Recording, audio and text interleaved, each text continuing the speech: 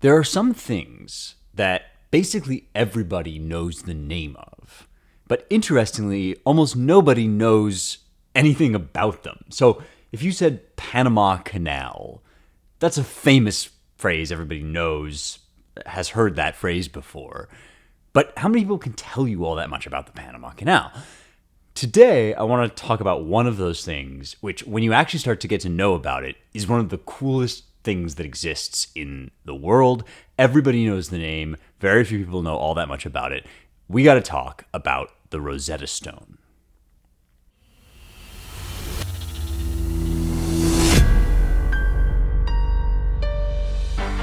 Okay, Rosetta Stone is almost a brand name. It's like Kleenex. If I say, hand me a Kleenex, even if the brand that's sitting on the table isn't actually Kleenex, you're going to give me a nose tissue.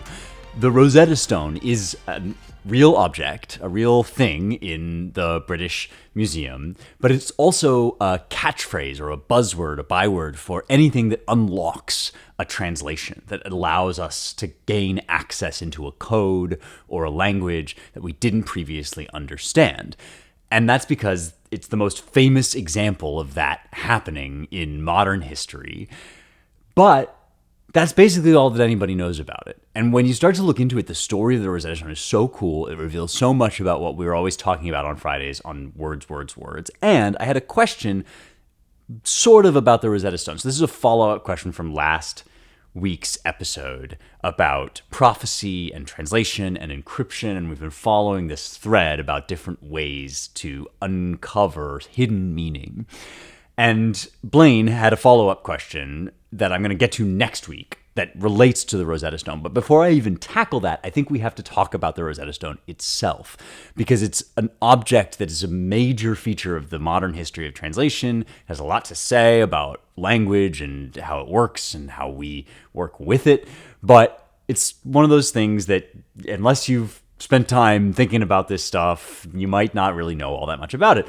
For me, the Rosetta Stone is kind of a core memory from childhood, because I grew up in London, at least until I was 7. So for a significant portion of my childhood, I was in London. That's where I have my first memories.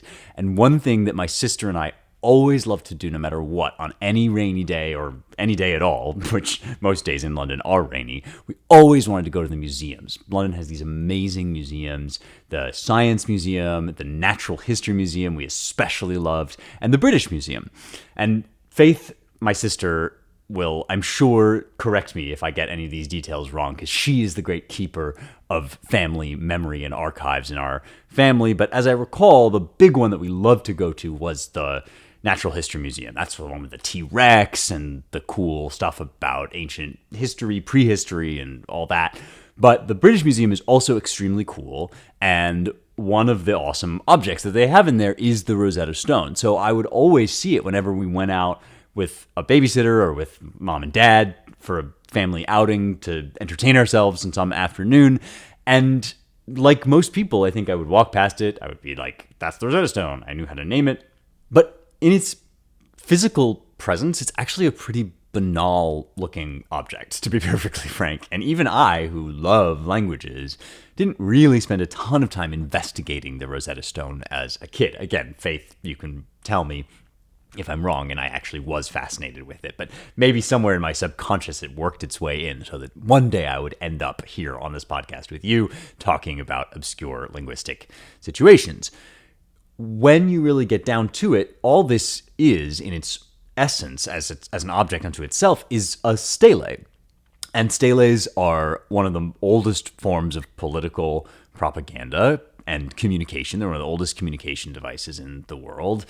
This one is from the 2nd century BC, but they go way, way further back than that. Probably the most famous stele in the world is Hammurabi's Code. So if you can picture that black rock, that kind of pillar of black rock that Hammurabi's Code is etched on, that's what this originally was. It's a chunk taken from one of those. And we know because these sorts of things were all over the place in the great monarchies, especially of the East, but all over the world. It's one of the most basic things that you would do.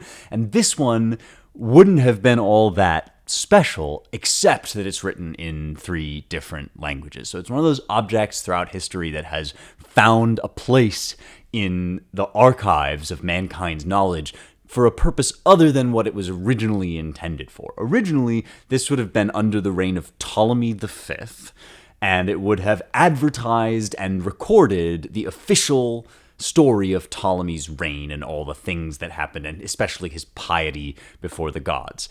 Again, bog standard issue thing for kings to do, going back to Hammurabi and even before him, thousands and thousands of years BC, Zimri Lim, Shulgi, Ur-Nammu, even Sargon, all of these guys would have wanted to put out edicts of their greatness and of their piety toward the gods and how favored they were by heaven and all the cool stuff that they did. And some of these are major sources for history in this period, and they're often in Babylonian or Akkadian. The Sumerians were always putting them up round and about to let passersby know who the land belonged to and what they had done, so on and so forth.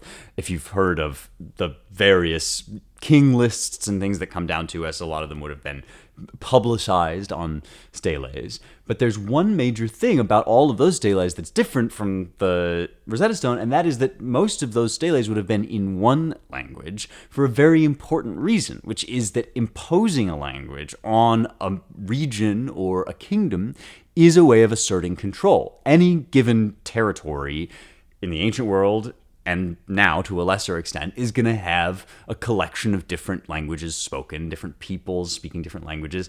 And one way of imposing top-down control in the ancient world was to just declare, now we're all speaking Akkadian or Sumerian or Babylonian or whatever language that the king has. And this is one reality that I think is behind the story of the Tower of Babel. Remember, Babel is Babylon, one of the great empires of this time. And unlike what people typically, I think, tend to think about that story, it's not guaranteed that it's a story about natural shared language, that everybody once used to just automatically speak the same language. It might be that this is an imposition, a public works project decreed by an emperor who has decided that everybody's going to speak one tongue, and the confusion, the inherent disorder that ultimately brings those kinds of regimes down might be what the story is about. By the time we get to the period of the Ptolemies, there's definitely no chance that you're going to be able to run an Egyptian empire exclusively in the ancient Egyptian language that was recorded and written with hieroglyphs, those famous carvings that you see all over the tombs. Now, at the height of the Egyptian empire, it was perfectly plausible for the Egyptian kings, the pharaohs, to run their empire just the same way as the Babylonian kings and the Akkadians and so forth, by imposing their official language from the top down. And that language, the ancient Egyptian language that is written in hieroglyphs, remained the scribal language of official decree for all the history of its existence. As long as hieroglyphs were used, they were used by priests especially, and they carried with them an air of authority from the old world. But Egypt, when we get to the period of the 200s or 100s BC, we're sort of at the turn of the 100s, the 2nd century BC here, at that point, the kingdom of Egypt has seen way, way better days, at least when it comes to native Egyptian rule. We've already had Alexander the Great, who, remember, dies in 323 BC and totally transforms the geopolitical map. The territory after him looks totally different because nobody has ever extended an empire that far. He goes all the way out into the Near East, into Persia, but also down into Egypt. Alexandria is named after him. The original Alexandria in Egypt is named after him.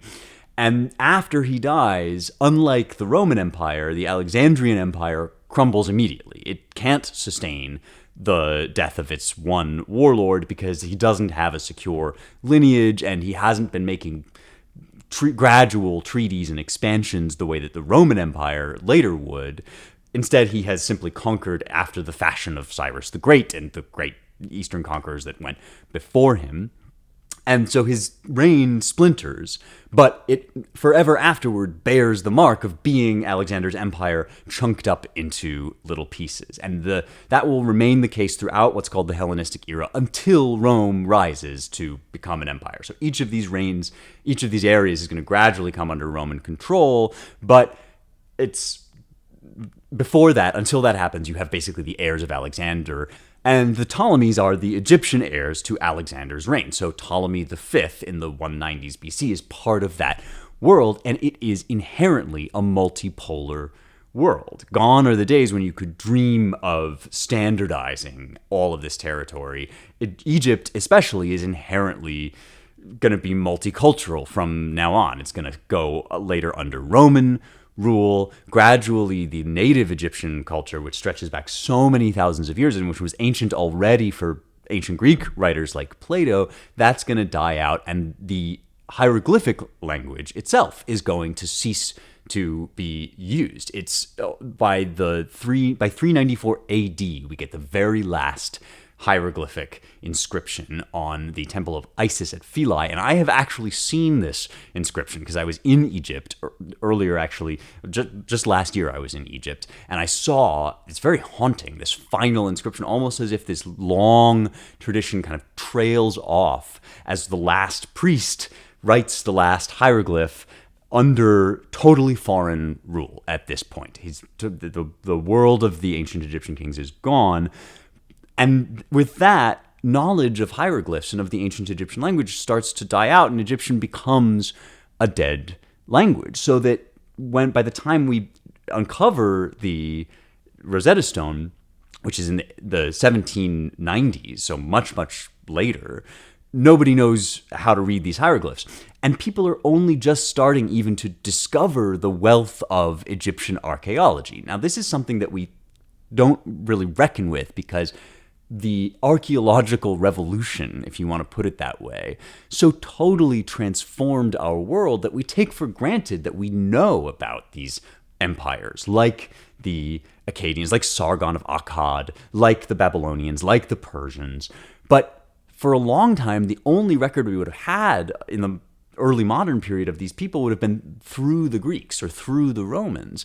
And it was really only in the 1700s, even the 1800s, that this stuff started to become uncovered. And so we're dealing here with pretty new knowledge in the grand scheme of things. It's not that long ago that people started to figure this out, which is amazing if you think about a kid like me going to the British Museum and just living in a world where hieroglyphs can be deciphered. It really reminds you, or it always reminds me when I come back to this stuff, that knowledge very quickly starts to feel like something that you can take for granted. And if you're not careful, you will therefore lose it because you don't realize that all knowledge has to be acquired by somebody, and it can be lost and picked back up. And the knowledge of hieroglyphs is like this. So it was a major find when, under Napoleon, the Rosetta Stone turned up.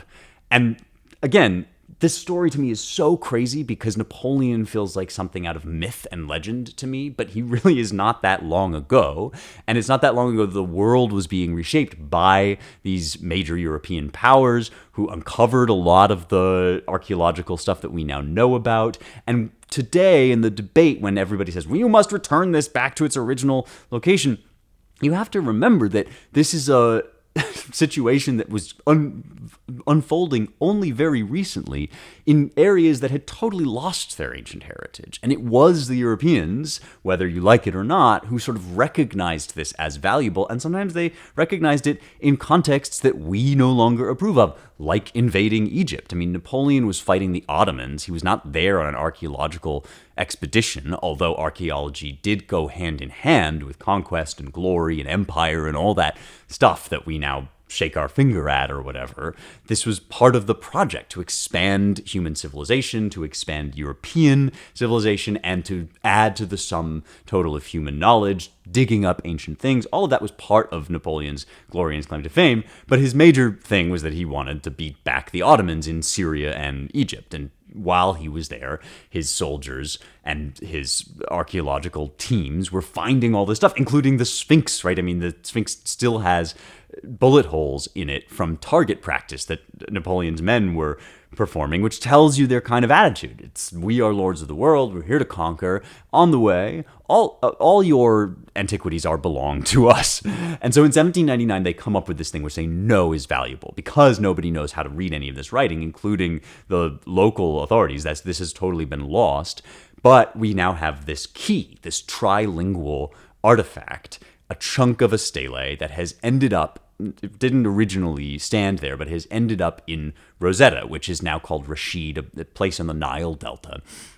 The details of its uncovery are a little murky, but basically this guy, Pierre-François Bouchard, part of the Army of Engineers, seems to uncover it, brings it to light at least, and now the race is effectively on to decipher this thing, because, as we should probably realize at this point, if you've been listening to me talking about encryption and so forth, when you have a code or a language or a system of signs and symbols that you don't understand, you need some way of narrowing down the possible interpretations. This is the problem with hieroglyphs. People didn't even know whether hieroglyphs were pictograms or an alphabet. That is, they didn't know if it was like Chinese characters, where each symbol stood in for a word, or each collection of symbols stood in for some kind of concept or idea, or whether this was just letters, like the Phoenician alphabet or the English alphabet, or all the things that we've talked about. On my episode about writing systems, I covered the different ways that we can use symbols. So there's that range of possibilities. Then there's what words are being formed here, if it is an alphabet, so that we can learn what letters and what do the words mean, how do they relate to one another in grammar. Basically an infinite range of possible symbol systems that you can use to convey the universal common underlying store or material of human experience. And you need some way of winnowing that down. And that's code breaking, is winnowing down the possibilities, not translating the underlying meanings, but simply limiting the array of possibilities, which, remember, computers got very good at doing during the World Wars. This is slightly before that. They have to do it by hand, using their ingenuity and their logic and their reasoning. It's effectively a code-breaking challenge. And by the time the race really gets underway, the context of the Napoleonic Wars, much like the context of Ptolemy V's putting the rebels down or doing whatever is recorded on that stele, has ceased to be important. And what has remained is the human knowledge, the pursuit of knowledge and the attempt to understand. So Napoleon is defeated by the British. There's a brief scuffle over who's going to keep all this loot that they got on their journeys, all the spoils of war. For a really scary moment there, it looks like the French might destroy it. Etienne Geoffroy Saint-Hilaire, which is a great French name, has this very passionate exchange with some Brits where he says he would rather burn all the discoveries than let the British have their hands on them, which is a very ominous idea. And he makes this reference to the burning of the Library of Alexandria. But finally, they work this out in the Treaty of Alexandria, 1801, that the British are going to take possession of all this. So, sorry, Frenchies, you lost again. But the French are going to have their comeuppance, because ultimately it is a Frenchman who is going to finally decipher the Egyptian language. But he does it in competition with a Brit, Thomas Young. And the two of them kind of contribute various things to this series of discoveries. So what do they have? They have a few fixed points that serve as kind of, they're not really a private key in the way that when you make encryption, you create a key that totally unlocks the code, because this was not intended, the object was not originally made to be a decipherment tool, but they have something akin to a private key, which is understanding of the Greek language, because one of the three languages that's inscribed on the Rosetta Stone pillar is Greek. They're communicating, among others, to Greek people, because remember, the Greek-speaking peoples, that is Alexander and his heirs, had conquered Egypt. So they need, in addition to their ancestral scribal language of ancient Egyptian, they also need to communicate in Greek now. And luckily, we have a continuous tradition of reading Greek. So the modern Europeans are able to understand what's written in Greek. So they know what this thing is supposed to say. And if they can be convinced, which they eventually are, that the other two languages are also saying the same thing, then they have a kind of anchor. against which they can compare the wide range of possibilities for interpreting these other two alphabets. Now, one of them is already on its way to being deciphered, and that is Demotic. And there's a scholar named Johann David Eckerblad who is working on this already when the Rosetta Stone shows up. He calls it cursive Coptic because he's operating on the theory that this is a script for writing the descendant of ancient Egyptian, which is called Coptic. It turns out, an Egyptian script, but the study of it hasn't progressed really far enough that that's going to be all that helpful in this story. Because it turns out, and this is kind of cool in and of itself, that this Demotic script is actually a combination of ideograms and letters. It's sort of a hybrid alphabet plus pictogram system, and that's very, very difficult. The Rosetta Stone is going to be more helpful in figuring that out than knowledge of Coptic is going to be in figuring out the decipherment of Egyptian on the Rosetta Stone. But the Greek is very, very useful because we already know Greek, and there are fantastic scholars working in Britain and France at this time on ancient Greece and ancient Greek. The first thing that happens is that people present an interpretation, both a translation and an interpretation of the Greek text. So we get Stephen Weston offers an English translation in 1802. Richard Porson, who is one of the big names at this time in the history of classics, provides a very sophisticated guess at the rest of the text. So part of the Greek text is missing from the chunk that we have of the stone. Porson offers, in the tradition of what's called epigraphy, that is the study of inscriptions, he kind of makes up what he thinks goes in the missing bit, and then you have effectively an English text that you can compare against this hieroglyphic text, knowing sort of what it's supposed to say. But you still don't really know what kind of writing system you're working with. The key to that actually comes via Thomas Young, but it originates with this fellow Sylvester de Sacy, I think actually is how you say his name. And Sacy is comparing different languages that are coming into the European consciousness at this time, including Chinese. And so he's one of the ones who's thinking hardest about how can we tell whether this is an alphabet or a pictographic alphabet, or a pictographic language rather, as compared to Chinese. He's talking to students, he's trying to figure this out, and ultimately he hits upon this suggestion, which dates back actually earlier studies of hieroglyphs, that there are these characters in hieroglyphic script that are enclosed in what's called cartouches, that is sort of oval shapes. And people have been wondering whether they are proper names. And this is really the hook that they get in to crack the code. Because if you know that inside a cartouche is a proper name, or if you operate on the assumption that inside a cartouche there's a proper name, then you can say that the proper names in the Greek text must correspond to the hieroglyphs in the cartouches. And if you operate on that assumption and you assume that the hieroglyphs are letters, you can start to test out the hypothesis that this is basically an alphabet, which is a big insight because a lot of people wanted it to be this mystic scribal sort of pictographic system.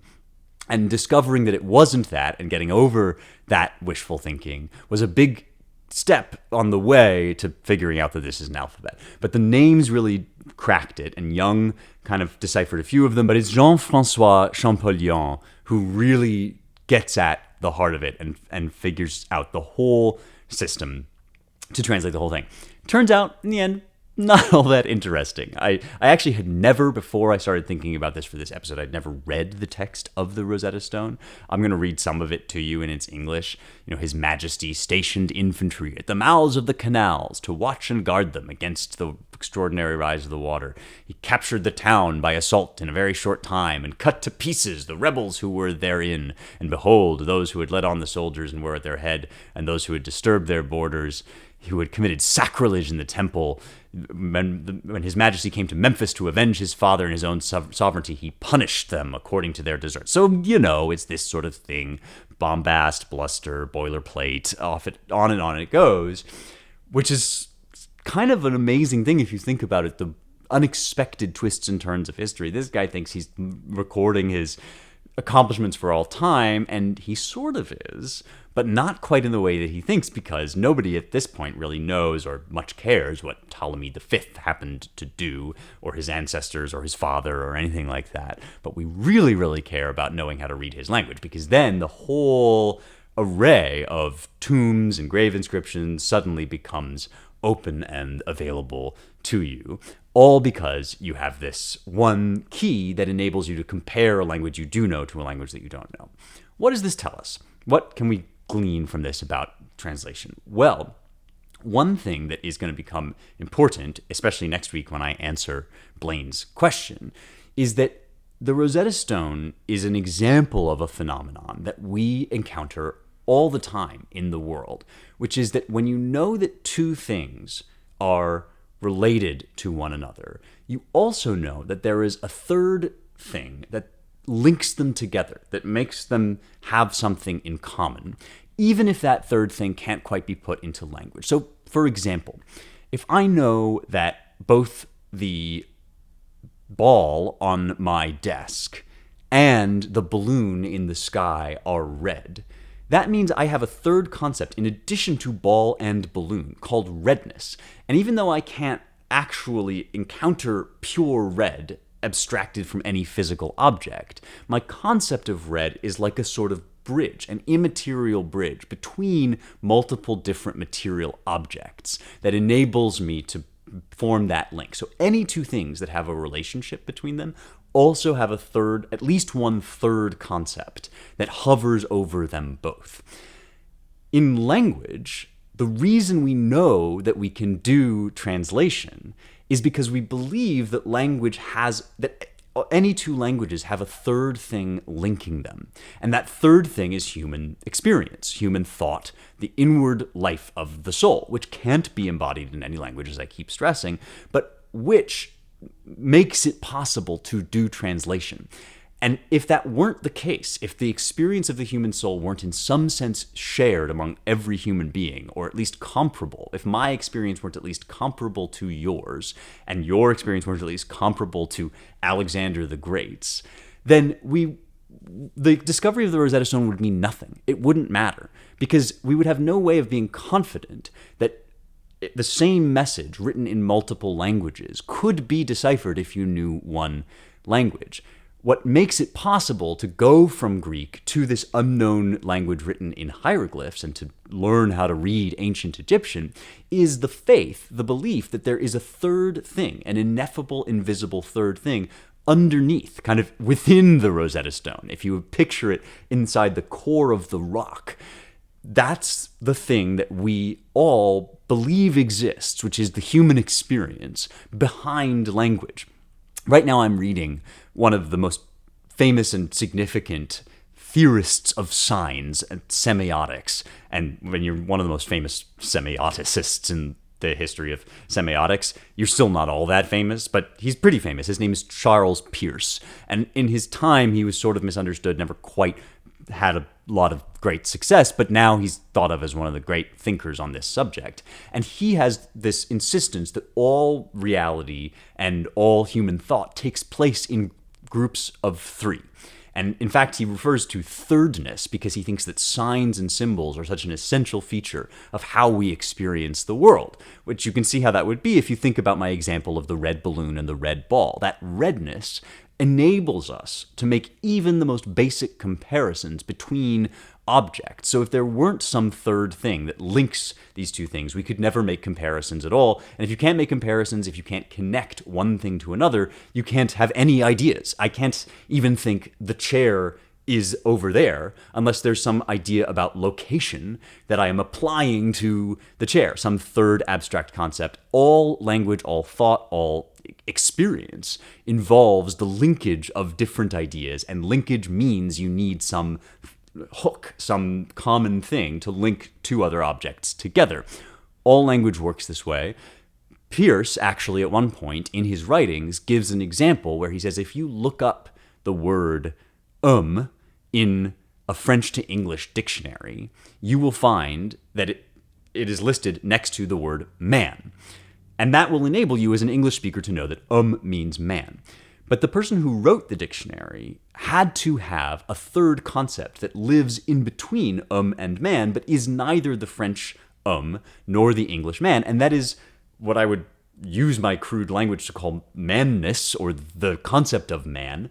But even that links it to English, when what I'm really trying to get at is the experience that we all have of male humans, which we express in the word man and the word and all of that. And what Pierce is saying is any bilingual dictionary is actually the surface of something, and behind it hovers this third thing, which is the full array of concepts that we use to organize our human experience. That's what Pierce calls thirdness, and what I'm suggesting is the core of the Rosetta Stone. Underneath the Demotic script and the Greek and the hieroglyphs, there must have been some other thing, some ineffable inner reality that was being conveyed, however banal it now seems to us, about Ptolemy and what it was like to be around under his reign, that then expresses itself on the surface in these various different languages. And the minute you find the Rosetta Stone, the reason you know it's a significant discovery is because we all, in our hearts, believe that this is true, and that is why translation is possible. It's kind of a miracle. It maybe shouldn't be possible, and yet it is, and I think that's really cool, which is why I spend every Friday talking to you guys about it. Next week, I'm going to answer a question that is about the Rosetta Stone, but first I wanted to introduce you to it. One of the great little pockets in world history and in modern history, one of the great triumphs of modern scholarship, knowledge, science, and, I'm sorry to tell you, also one of the great triumphs of empire and the history of competing European empires pressing forth to conquer the world. All right, that's it for me this time. As always, don't forget to rate, review, share, subscribe. Really do appreciate when you spread the word. Would be very, very grateful for any kind of endorsement you can give. Going to drop a bunch of links to some fun stuff in the description of the episode, so don't forget to click on those and check it out. And I will see you next time for more truth, beauty, and the stuff that matters.